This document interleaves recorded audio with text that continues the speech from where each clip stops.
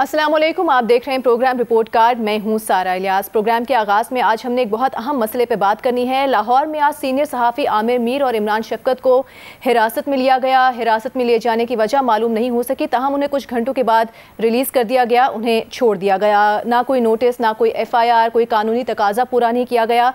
और ये ऐसा वाक़या पहली दफ़ा नहीं हुआ। हम देख रहे हैं कि पिछले कुछ अरसे में एक ट्रेल चली आ रही है ऐसे वाक़यात की और इससे मिलते जुलते वाक़यात की। अबसार आलम पर हमला, मतीउल्लाह जान, असद अली तूर की मिसालें हम सबके सामने हैं। अब कानून की अमलदारी और सज़ा और जज़ा के निज़ाम से कोई इनकारी नहीं है, बल्कि सहाफ़ी बरादरी तो रूल ऑफ लॉ के लिए आवाज़ अपनी उठाती आ रही है। आज़ादी इज़हार राय के लिए सहाफ़ी बरादरी की स्ट्रगल, सहाफ़ी बरादरी की कुर्बानियों, वो किसी से ढकी छुपी नहीं है, वो सबके सामने हैं। तो ऐसे वाक़यात की मौजूदा दौरे हुकूमत में वजह क्या है? पहला सवाल अपना इस तरह से रखेंगे कि लाहौर में सीनियर सहाफ़ी आमिर मीर, इमरान शफकत को हिरासत में लिया गया, उन्हें छोड़ दिया गया था, लेकिन तहरीक इंसाफ के दौरे हुकूमत में सहाफ़ियों के खिलाफ इस किस्म की कार्रवाइयों की वजह क्या है? ओपन ऑप्शन है आपके पास। पैनल पे हमें ज्वाइन करेंगे इरशाद भट्टी साहब, हफीजुल्लाह नियाजी साहब, महमद सरफराज साहिबा और बेनज़ीर शाह साहिबा। नियाजी साहब, सबसे पहले आपकी तरफ आएंगे। आपको क्या समझ आती है मौजूदा हुकूमत, प्राइम मिनिस्टर इमरान खान, विफाकी वज़रा ये कहते आए हैं कि उनकी पार्टी को इक़्तिदार तक पहुंचाने के लिए फ्री मीडिया का बड़ा अहम किरदार रहा है, तो इस दौरे हुकूमत में सहाफ़ियों के खिलाफ ऐसी कार्रवाइयाँ क्या समझ आती है आपको? देखिए जी, मेरा ख्याल है कि जो कुछ इस दौरे हुकूमत में हो रहा है उसकी आग का तो अभी तक सुबह शाम रेजोनेट हो रही है। मेरा कितने बंदों ने कितनी दफा कहा है और हम खुद भुगत चुके हैं। कुछ मिसालें आपने दी हैं और फिर किसको नहीं पता कि जिस तरीके से मजल किया गया है इस दौरे हुकूमत में। अच्छा, अब मसला ये है कि हम हर चीज का बुरे इल्जाम इमरान खान को ठहराते हैं। मैं इससे पूरी तरह मुतफिक नहीं हूँ। मैं जितने दोस्तों से बात होती है और वो ये कहते हैं, ये बहुत विमेटली क्रिटिसाइज है, मैं खुद बड़ा क्रिटिक हूँ इमरान खान हुकूमत का। लेकिन देखें, ये एक पाकिस्तान मुल्क ऐसा बन गया है कि व्हील्स विद इन व्हील है। अब जहां पे इस तरह का तासुर हो आपका और आप जिसे फैले, मुझे तो ये खतरा है कि ये जो चीज है ना, ये छोटी छोटी चीजें हैं, मतलब उसमें कुव्वत बर्दाश्त इतनी नहीं है, तो ये बड़ा खतरनाक है रियासत पाकिस्तान के लिए। मतलब उससे ये नहीं होता। आपको क्या होता है कि मतीउल्लाह जान को आपको छोड़ना नहीं पड़ा। आपने असद तूर जो है उसको खुदा गवाह है कि मैं नहीं जानता था, बड़ा अच्छा ब्रिलियंट बच्चा होगा, लेकिन असद तूर जो है उसको कितना इन्होंने पॉपुलर बना दिया। यहाँ पे तो ऐसा गेम है, आप आमिर मीर साहब को या आप इमरान शफकत साहब को आप पकड़ा है। अब इमरान शफकत साहब जो है, मुझे पता चला, मेरी उनसे कोई शनासाई नहीं, कभी मुलाकात भी शायद नहीं हुई, लेकिन वो कोई मुझे पता चला था 6-7 महीने पहले भी उनको कोई इस तरीके से कॉल आई थी, तो इतना स्ट्रेस उनमें था कि उनको वो लाहौर इंस्टीट्यूट ऑफ कार्डियोलॉजी के अंदर फिक्स में वो कुछ अर्सा दाखिल रहे। हालांकि वो नौजवान आदमी है, ये भी नहीं कि कोई हो कि उसको ऐसे बंदे को इस तरह स्ट्रेस आएगा, उसका हार्ट प्रॉब्लम हो, या आप इस तरीके से पकड़ लें। देखो, ये जो जर्नलिस्ट है ये वॉरियर नहीं है, ये ब्लेजर नहीं होते, ये कोई रेसलर नहीं है कि आप इनके लिखे कलम के मुकाबले में आप इनको मारपीट शुरू कर दें, इनको अगवा शुरू कर दें, इनको आप जिस्मानी अजियत दें। ये तो अयूब खान वक्त में होता होगा, पुराने जमाने में होता होगा। अब मैं तो हैरान हूं कि एक जमहूरी मुल्क है, जब आप इस सियासी हुकूमत है, मैं झूठ इल्जाम ठहराता हूं, इनकी कुछ जिम्मेदारी है। अगर ये इतने ही बेअसर हैं और इस तरह देख रहे हैं कि जी लोग हैं कि यहाँ पे मुझे बताते हैं लोग जो FIA के दफ्तर में कल परसों से आ जा रहे थे, तो मुझे बता रहे थे कि जी FIA के अंदर ये कल परसों विस्परिंग हो रही थी और FIA वाले परेशान थे कि जो बर्ड लेने वो FIA ने देने। आज हम FIA को क्रिटिसाइज कर रहे हैं और उनको जो कह रहे थे लोग, वो इतने पावरफुल लोग थे कि FIA वाले बस फील कर रहे थे अपने वहां पे। पाकिस्तान के अंदर अब लोगों ने क्यों वीलॉग्स ज्यादा खुल गए हैं, लोगों की जुबानें खुल गई हैं। अब यहां से बंद करेंगे, लोग बाहर के मुल्कों से शुरू करेंगे।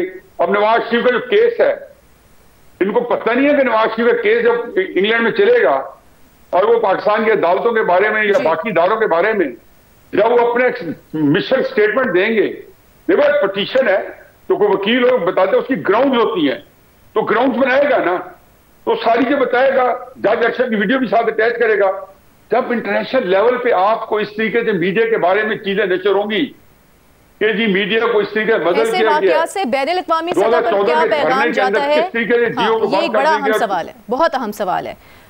महमल, आप बताइएगा कि इस तरह के वाकयात होना और फिर इस तरह की टैक्टिक्स को इस्तेमाल करना, क्या उससे तनकीद होने को रोका जा सकता है अपने ऊपर आजकल के ज़माने में? और फिर जब ऐसा कोई वाकया पेश आ जाता है तो हुकूमत की जानिब से मज़म्मती बयानात और फिर इन्वेस्टिगेशन का आगाज़, एक ऐसी इन्वेस्टिगेशन जो मंतकी अंजाम तक ना पहुँचे, किस तरफ जा रहे हैं हालात और बैनुल अक़वामी सतह पर पाकिस्तान का इमेज क्या जाता है?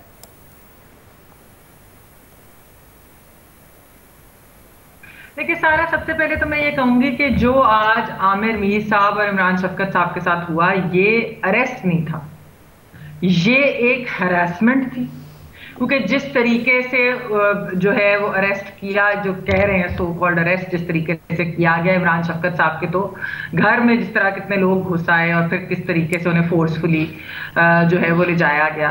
और आमिर मीर साहब का भी ये है कि कई घंटों तक उनके घर वालों को पता ही नहीं था कि वो किधर है। तो ये अरेस्ट नहीं होता, ये हरासमेंट होती है। असल प्रॉब्लम ये है इस हुकूमत के अंदर कि देखिए, जब इस हुकूमत के आने से पहले जब पीटीआई ऑपोजिशन में थी तो इमरान खान साहब और पीटीआई जो थी वो एक मीडिया की डार्लिंग थी। आप ये देखें, उनकी पूरी इलेक्शन कैंपेन, अगर मैं कहूँ तो गलत नहीं होगा कि मीडिया ने बहुत भरपूर इलेक्शन कैंपेन भी चलाई पीटीआई की, खान साहब की। तो शायद हुकूमत को ये लगा कि जब वो गवर्नमेंट में भी आएंगे तो तब भी वो मीडिया की डार्लिंग ही रहेंगे। मसला ये है कि जब अगर आपकी गवर्नेंस नहीं आपसे हो रही, अगर इन्फ्लेशन है, ऐसी चीजें हैं, तो आप पे क्रिटिसिज्म तो आएगा।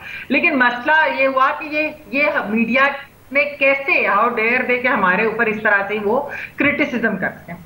अब मैं ये नहीं कहती कि देखें ये इस तरह की जो चीजें हैं वो कोई वजीर आजम साहब के ऑर्डर से हो रही हो या नहीं, लेकिन आप रवैया देख लें इस पूरी हुकूमत के, कैबिनेट के लोगों का भी देख लें, उनके वैसे भी मेंबर्स का, जो टॉक शोज के ऊपर जिस तरह से वो एंकर से, मेहमानों से, बाकी सबसे बात करते हैं। अच्छा, इस क्रैकडाउन की एक और भी अफसोसनाक पहलू है। वो ये है कि जो सबसे अफसोसनाक पहलू है सारा, वो ये है कि खान साहब तो हमेशा ये कहते थे कि मेरे दौरे हुकूमत के अंदर सारे जो इदारे हैं वो इंडिपेंडेंट होंगे, आजाद होंगे। इस वक्त लग रहा है कि सारे के सारे, जिस तरह नियाजी साहब ने भी एफआईए की बात की कि खाली कोई एफआईए के ऊपर उंगलियां उठाई जा रही है, लेकिन क्या एफआईए जैसे इदारे सब पर्सनल टास्क फोर्स की तरह जो है वो इस्तेमाल किए जा रहे हैं पीटीआई हुकूमत की जानिब से।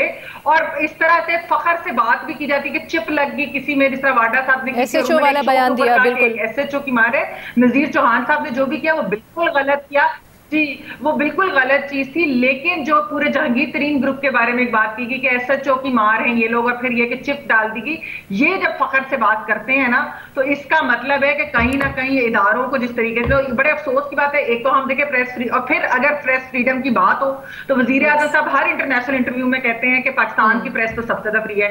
जब आरएसएफ की प्रीडेटर लिस्ट के अंदर डाला जाता है फ्रीडम ऑफ प्रेस की, तो उससे डिनायल आ जाता है मिनिस्ट्री की तरफ से, और ये कहा जाता है कि पाकिस्तान के अंदर तो बड़ी एक कंजीनियल एनवायरनमेंट है जर्नलिस्ट के लिए। ये कंजीनियल एनवायरनमेंट है कि एक दिन में आप 2 सहाफियों को उठाकर ले जाते हैं और उसके बाद जो उनके ऊपर चलान मेरे सब काटे थे। तो जिस तरह न्याजी साहब ने जो जिक्र किया ना एफआईए का, कि एफआईए में 2-3 दिन से बाजगश चल रही थी, एक केस एफआईए के पास और भी है, वो है शाहजवार बुट्टी साहब का, जिनकी बीवी जो है उन्होंने उनके ऊपर केस किया हुआ है कि इन्होंने मेरे पर डोमेस्टिक वायलेंस और मुझे थ्रेट दी, और उनकी पर्सनल तस्वीरें और वीडियोस की वो ब्लैकमेलिंग भी चल रही है। उनको तो अरेस्ट नहीं किया जाता, सहाफियों को अरेस्ट करने में बहुत ये तेज है, जो ये अरेस्ट का नाम दे रहे हैं। तो ये इनकी प्रायोरिटीज चेक कर ले कि जो असल केसेस हैं कि जिसके अंदर किसी की जिंदगी को खतरा है, उसके ऊपर कोई तवज्जो नहीं, उसको प्रायोरिटीज क्या है मौजूदा हुकूमत की, ये आपने बताया है। मेमन भट्टी साहब, आप क्या समझते हैं कि हुकूमत की विल और कमिटमेंट कोई नजर आती है आपको सहाफियों के तहफ्फुज़ के हवाले से? और जमहूरियत में तो आज़ादी इज़हार राय की बड़ी अहमियत है, क्या वजह है कि मौजूदा हुकूमत अपने ऊपर होने वाली तनकीद को बर्दाश्त ही नहीं कर पा रही? देखिए मैडम स्पीकर, सबसे पहले तो आमिर मीर और इमरान शफकत साहब को जिस तरह पकड़ा गया वो अफसोसनाक है और शर्मनाक है। दूसरी बात यह है कि अल्लाह का शुक्र है कि वो खैर आफियत से वापस घर आ गए। अच्छा, मैमल ने एक बात की कि ये हरासमेंट है। नहीं नहीं नहीं नहीं, बिल्कुल भी नहीं। ना कोई नोटिस, ना कोई वारंट, ना कानूनी तकाजे पूरे करना, ये गिरफ्तारी भी नहीं है, हरासमेंट भी नहीं है, ये अगवा होता है, अगवा। जिस तरह अगवा करते हैं बंदे को, ये अगवा होता है। हरासमेंट तो धमकी होती है, फोन पे धमकी दे दी, वैसे कहीं आते जाते धमकी दे, और ये तो अगवा है सीधा सीधा। अच्छा मुझे मैडम स्पीकर ये एतराज नहीं है कि जुर्म होने पर या कुछ गलत करने पर आप हमें ना पकड़ें। हाँ जरूर पकड़ें, हम कानून से बालातर नहीं हैं। हमें कानून के मुताबिक पकड़ने और आपको हक हासिल है। हमें पता है कि हमारी सहाफत जो है मादर पिदर आज़ाद नहीं होनी चाहिए, एजेंडा बेस नहीं होनी चाहिए। हम पार्टी किसी शख्स की मोहब्बत में गिरफ्तार होकर नहीं है। सब कुछ हमें गलत कुछ नहीं करना चाहिए। हमारे इदारे सारे मुकद्दम है, हमारी एक रेड लाइन है, हमारे हकूक हैं तो हमारे फ़राइज़ भी हैं। लेकिन मैडम शेख जिस तरह पकड़ा जाता है, मैडम स्पीकर जिस तरह पकड़ा जाता है, जिस तरह ले जाया जाता है और फिर कुछ पता ही नहीं चलता। सबसे अहम बात, अबसार आलम को गोली लगी कि क्या हुआ कुछ पता नहीं चला। मतीउल्लाह जान अगवा हुए, कुछ पता नहीं चला। अहमद नूरानी, एजाज सैयद, उमर चीमा, असद टूर, अरशद शरीफ, रजीउद्दीन, आमिर मीर, इमरान शफकत, लंबी लाइन है। किसी को मार पड़ी, किसी को फैंटी लगी, किसी को कुछ हुआ, कुछ पता ही नहीं चला। और वली बाबर से अजीज मेमन तक और बाकी सारे ये जो हयात साहब और बाकी सारे जो कत्ल हो गए हैं, किसी को पता ही नहीं चला। और कई एक दो जर्नलिस्ट हैं, उनकी फैमिलियां भी कत्ल हो गई हैं, कुछ पता नहीं चला। अच्छा, और जिनको आए रोज हरासमेंट का सामना है, क्यों है, कुछ पता ही नहीं है।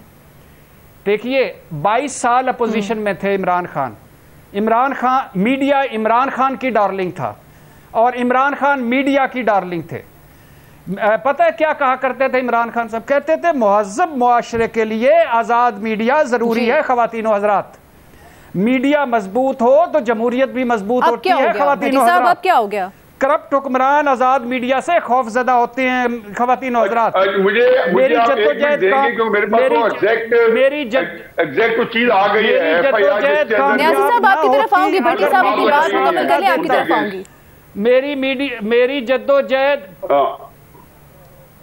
मेरी जद्दोजहद कामयाब ना होती अगर मीडिया साथ ना देता। और एक आध मरतबा उन्होंने जियो को सलाम भी किया हुआ है, मेरे पास क्लिप है। फिर इमरान खान वजीर आजम बन जाते हैं, इक्तदार में आ जाते हैं, फिर क्या करते हैं? वो कहते हैं मीडिया माफिया बन गया है, टॉक शोज एंडलेस है, यूजलेस है, मीडिया काली भेड़ों से भर गया है, टीवी ना देखा करें, अखबारात ना पढ़ा करें, मीडिया जो है वो करप्ट लोगों का नवाजा हुआ है। अब वो मीडिया से खुश नहीं है। कभी Pakistan media development authority ordinance आ जाता है, कभी फरोग नसीम साहब मीडिया को काबू किस तरह करना है उस पर तजावीज़ काबीना मीटिंग में दे रहे होते हैं, कभी पूरी काबीना मीटिंग ही मीडिया पे होती है, कभी पैमरा नोटिस जारी कर देता है कि कराची के सैलाब तो दिखाओ मगर इस्लामाबाद के सैलाब ना दिखाओ, कभी कहा जाता है कि ये आपके इखलाकी दायरे हैं, कभी कहा जाता है कि आप इससे बाहर नहीं निकलेंगे, कभी कहा जाता है कि आप इससे अंदर नहीं आएंगे। तो भाईजान मेरी दरखास्त ये है, अर्ज ये है कि जो कुछ भी इक़्तिदार में आने से पहले जिस मीडिया की तारीफें करते थे, इक़्तिदार में आने के बाद वही मीडिया बुरा लगना शुरू हो गया, उसी मीडिया को माफिया का नाम दे दिया। कानून के मुताबिक अगर सब कुछ हो तो उस पर किसी को कोई एतराज भी नहीं होगा। आपका कमेंट भी लेंगे, न्याजी साहब का कमेंट भी लेंगे, बेनज़ीर शाह साहिबा का जवाब भी लेंगे। एक ब्रेक के बाद हमारे साथ रहिएगा। Welcome back to report card. Break पे जाने से पहले हम बात कर रहे थे आज लाहौर में जो वाक़या पेश आया, सीनियर सहाफ़ी आमिर मीर और इमरान शफकत को हिरासत में लिया गया, कुछ घंटे के बाद उन्हें छोड़ दिया गया। न्याजी साहब, ब्रेक पे जाने से पहले आप कुछ कहना चाह रहे थे। भट्टी साहब ये कह रहे थे कि वो मीडिया जिसकी तारीफें की जाती थी इक़्तिदार में आने से पहले, इक़्तिदार में आने के बाद वही मीडिया इनके लिए माफिया हो गया। मेरे पास सारा आगे पहले जो ये देख लें कि इन्होंने जो सेक्शन लगाई है उनके ऊपर, इन्होंने लगाई है US 11, 13, 20 and 24 जो प्रिवेंशन ऑफ इलेक्ट्रॉनिक क्राइम्स, और एक जो उससे बड़ी सख्त लगाई है वो है section 505 of Pakistan PPC, Pakistan penal code. अब PPC कहता है कि अगर आप ये देख लें, मैं हैरान हूं। और ये आप देखिए किसी पे लग सकती है और हमारे सामने उनकी सारी चीजें हैं। Section 505A of the penal code makes it crime to publish और सर्कुलेट एनी स्टेटमेंट, रूमर और report with intent to cause or which is likely to cause any officer, soldier, sailor or airman in the army, navy or air force to mutiny क्या इन्होंने किसी को खाड़ा ठीक, न्याज़ी साहब आपको वक्त की मेरे पास थोड़ी सी कमी है, मुझे बेनज़ीर शाह साहिबा का भी कमेंट लेना है। आपकी तरफ मैं दोबारा अगले सवाल के साथ आऊंगी। बेनज़ीर, आपको क्या समझ आती है इस तरह के वाक़यात की? ये हुकूमत जो कि कहती रही है, मीडिया की तारीफ करती रही है और मीडिया के किरदार को सराहती रही है जब इक़्तिदार में आना था, इक़्तिदार में आने के बाद इस तरह के वाक़यात में इतना ज़्यादा एकदम से इजाफा हो जाना कैसे देखती हैं आप? फिर हुकूमत की विल और कमिटमेंट क्या है सहाफ़ियों के तहफ़्फ़ुज़ के हवाले से?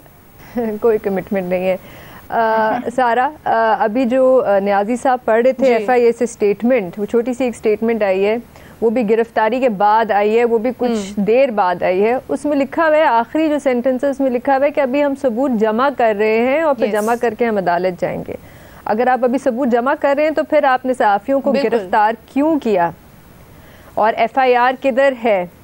क्या आपने उन सहाफ़ियों को FIA के दफ्तर बुलाया और वो नहीं आए तो आपने उनको गिरफ्तार किया? वजह क्या है हमें अभी तक नहीं पता। एग्जैक्ट इल्ज़ाम क्या है हमें अभी तक ये भी नहीं पता। ये छोटी सी स्टेटमेंट निकाल के उन्होंने कहा बस बात ख़त्म हो गई।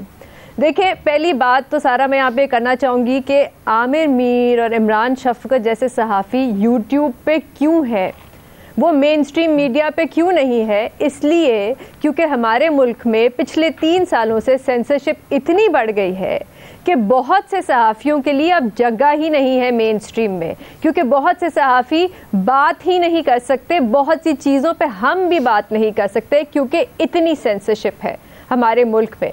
और अब ऐसा लग रहा है कि ये हुकूमत चाहती है कि यूट्यूब पे भी सेंसरशिप हो और FIA जैसे इदारों को इस्तेमाल किया जाए। देखिए, ऑर्डर कहीं से भी आया और नाजी साहब भी कह रहे हैं ठीक है, बात सही होगी, शायद हुकूमत की तरफ से ये ऑर्डर्स नहीं आते होंगे, लेकिन हुकूमत क्या मुलव्वस नहीं है?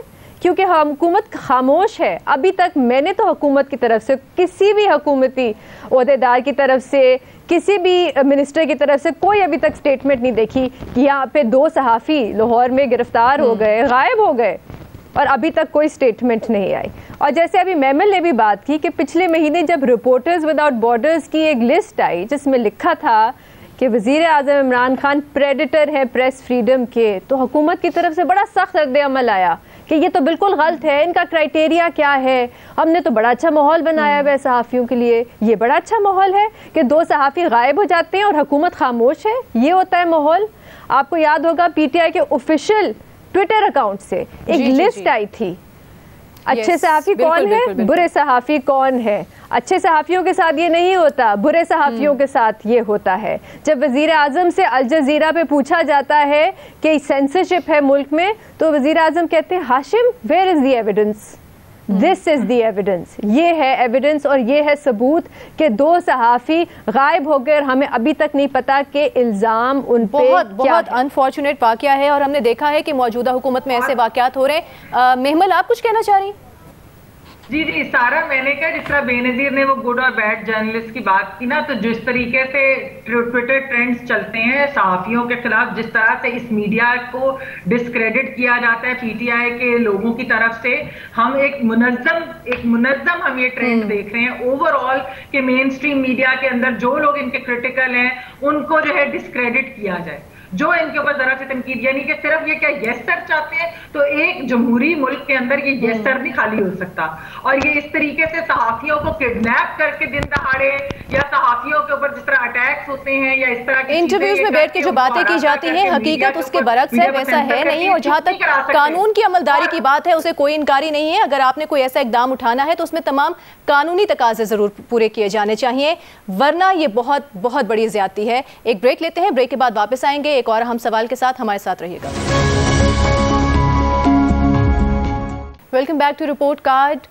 फिरदौस आशिक अवान ने वज़ीर आला पंजाब की मुआविन खुसूसी के ओहदे से इस्तीफ़ा दे दिया है। प्रोग्राम नया पाकिस्तान के मेज़बान शहजाद इकबाल से गुफ्तगू करते हुए उन्होंने कहा कि प्राइम मिनिस्टर साहब चाहते हैं कि वो विफाक में अब अपनी जिम्मेदारियां अंजाम दें। उन्होंने कहा कि मेरे कप्तान मुझे जहां खिलाएंगे वहां पे मैं खेलूंगी। सवाल इस तरह से रखेंगे अपना कि फिरदौस आशिक अवान को अब विफाक में कौन सा ओहदा मिलना चाहिए। भट्टी साहब बताइएगा, फिरदौस आशिक अवान साहिबा में ऐसी क्या खास बात है? बड़ी लकी हैं वो, पहले विफाक में थी, फिर वज़ीर आला पंजाब के साथ आ गई, अब दोबारा विफाक में जाने लगी हैं।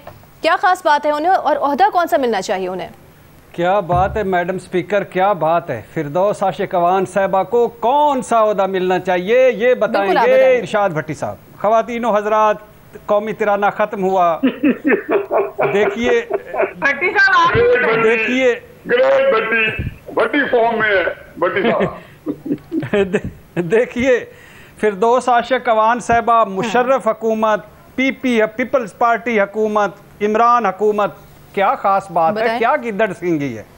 वफाक से मशीर, वफाक में मशीर, पंजाब में मुआवने खसूसी, अब फिर वफाक में, क्या गिद्दड़ सिंगी है।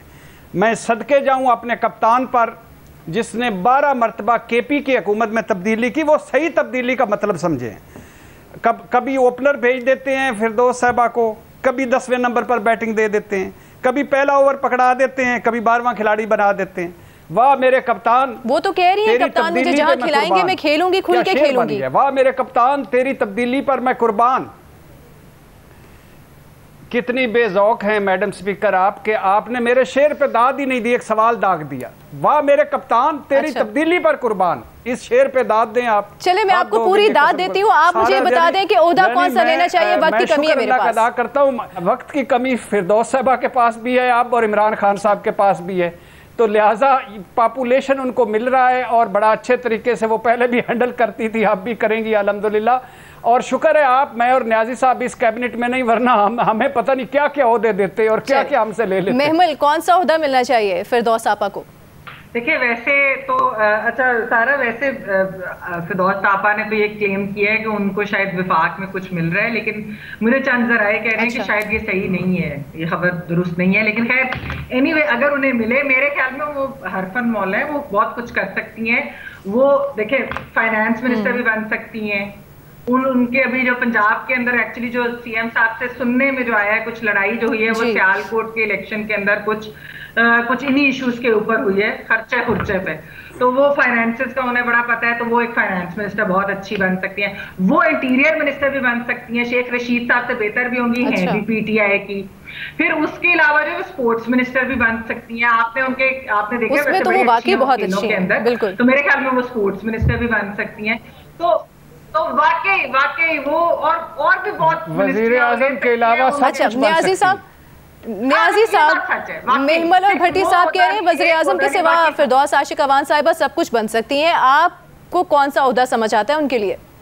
मेरा ख्याल है कि हमने आपके चाचे के पुत्र का ओहदा बचा लिया। मैं यकीन जानूं कि मैं इतना कुछ जानता हूँ और कुछ भी ऐसी चीजें कि जो नशर करने के काबिल हो। भट्टी साहब को तो फिर सहूलत है कि लोग इनको जो है ना भोला समझ की बातें आप नशा कर देती हैं। मेरी बातें अगर मैं वही दोहराऊं, भट्टी साहब की थोड़ी ज्यादा अगले एडवांस स्टेज की। पहली बात तो यह है कि वो एक शेर आया कि निकलना खुल से आदम को सुनते आए थे, लेकिन बड़े बेआबरू होकर तेरे सामने निकले। मुझे स्टोरी का पता जब लास्ट टाइम निकाली गई थी पीएस पार्टी की, तो आपने देख ली थी। मुझे एक बंदे नक्शा की इसकी मंजरकशी की, जिनके घर ही आई। जब इनको कहा गया कि आप इस्तीफा दे दें तो इन्हें चूचना की, तो उन्होंने कहा हम आपको डिसमिस कर देंगे। प्रिंसिपल सेक्रेटरी ने कहा आजम खान ने। ये फिर वहां पे ये 3-4 केसेस हो चुके हैं, एक इनका केस भी था। इन्होंने बड़ी की कि हमारी वज़ीर आज़म साहब से एक मीटिंग करवा दें। 3-4 दिन इस्लामाबाद में ये बहुत आहबिका करती रही, लेकिन इनकी वज़ीर आज़म से मीटिंग नहीं कराई गई।